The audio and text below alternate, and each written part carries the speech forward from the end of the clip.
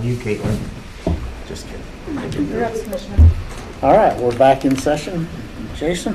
Thanks for coming down, Steve. If you want to just run through any requests that you have, hit your highlights of your budget this year, then we'll all have questions for you, I'm sure. Or maybe with your budget not, because it's super easy, right? It is pretty easy. We're not asking, I know the commission's asked for everybody to try really hard to keep their budget kind of where it's at. And I think we've done pretty well at doing that. The unstaffed deputy prosecutor line, I would certainly ask that funding be continued in the next budget year. We've used some of that money to fund a part-time victim witness coordinator, Don Faru, who has left. So at some point we're going to get another part-time victim witness coordinator in that position, and we've gone with one victim witness coordinator since I've been here and years before that. And our numbers have certainly, I found, I think from 2010, some of my predecessors' kind of notes, and I think in 2010 they had 500 or 600 felonies, and we're this year probably going to be over 1,000.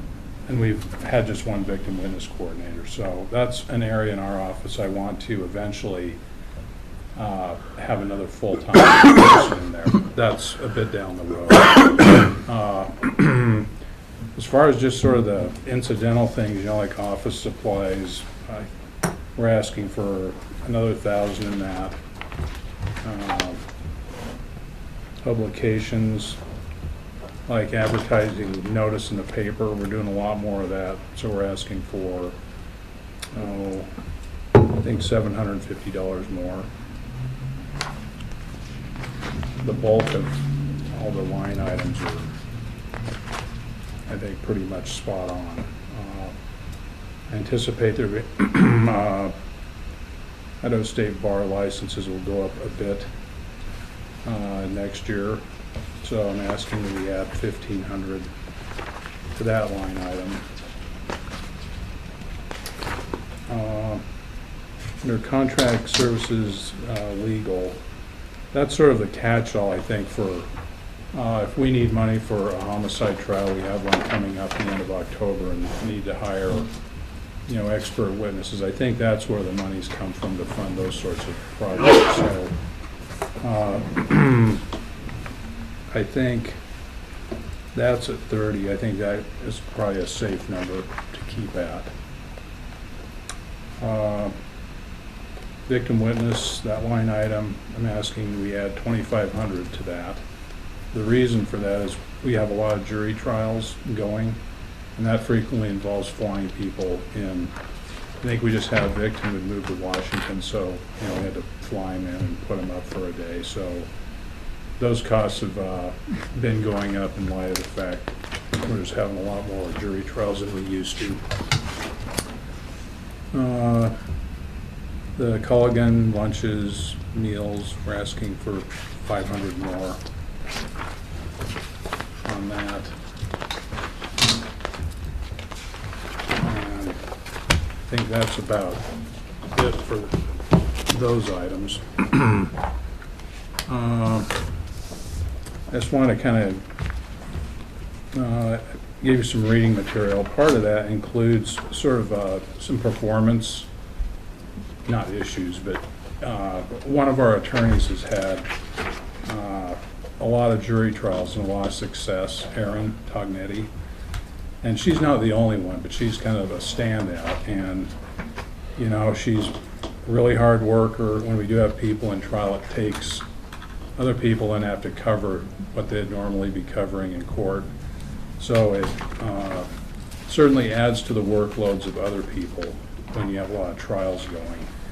And that kind of brings me full circle to what we've been talking about for a long time, which is how, and I don't know what the answer is, how do you recruit attorneys? The board's dealt with trying to find public defenders, conflict attorneys, so you're very familiar with that problem. And, we've just recently hired a new guy who's going to be, I think, really good. but that was the only applicant we had in 9 months. And he grew up here, so, you know, it kind of made sense, I think, for him. But how you get people in here, you know, I don't know. And my concern is, you know, if you have a couple people leave, Amy Lavin left about a month ago, and we haven't had any applicants.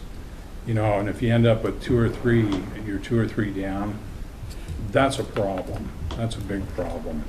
And you know, I don't know if it's something you just throw money at.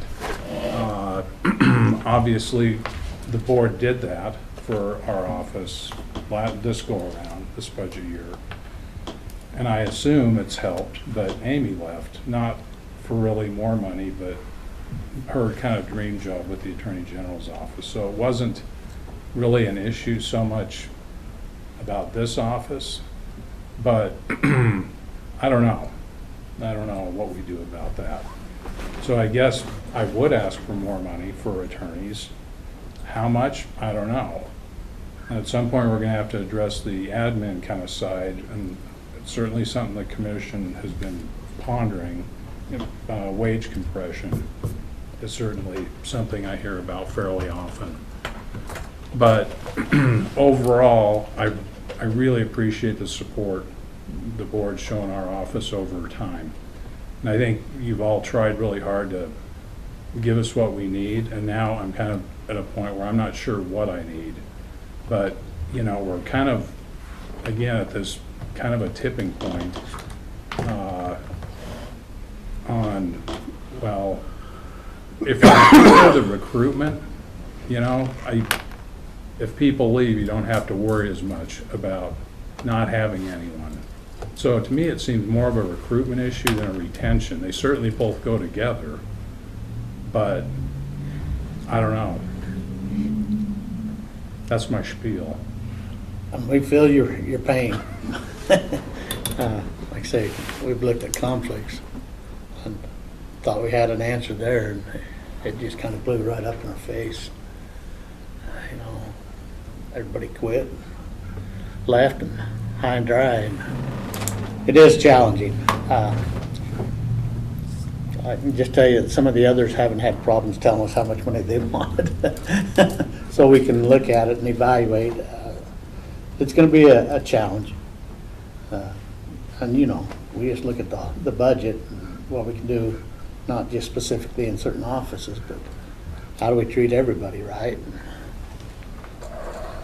Insurance costs are going up 10%. Our deductible on our eye crimp is going from $2,500 to $5,000. I mean, it just,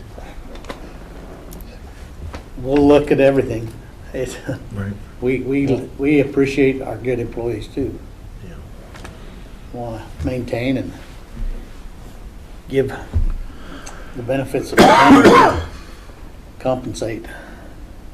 So when's the public defense system going to the state? Is that next year? Is that kind of the Next year. the idea? Hypothetically, Yeah. if they can figure that out, yeah. There's a lot of things that have to happen between now and then, Yeah. but it's about a year from today, or Yeah. July, Yeah, you're from July. 24. Well, I'm happy to give you numbers, but I'm just going to be pulling them out of the air as to what I have, because I don't know what would be enough. And I know that it's not like we're wallowing in slush funds. Well, I'll just tell you, thank you for all you do in your office. I think we're represented very well here in Bannock County. I mean, just like last week, you're always going to have some naysayers if they don't agree with whatever you do, but your office is, I think they do a great job. Yeah, agreed. Yeah, overall, I'm pretty happy with what we're getting done. We've got some, really hardworking, dedicated people. Well, as we prep, we're going to go through, in the clerk's recommendation, every budget, figure out what we can afford here and there, to be kind of a neutral, but I think we are going to have some offices that need a couple of things. So we'll come chat with you about it, Okay. see what we can recommend. And, you know, ultimately, usually I leave the salaries where they were last year anyways. So people that bring them in and recommend, I always leave them where they were, and then the commission can figure out what's left at the end to raise it. And that's two things that, like I say, salaries and new positions. Yeah, That's something that we have to evaluate very seriously. That's yeah, that's a conversation. big challenges. So, Okay. Okay. I appreciate everyone's time. thanks, Steve. Thanks, Steve. Thank you. With that being said, we'll be recessed till 1 o'clock. We'll start BOE.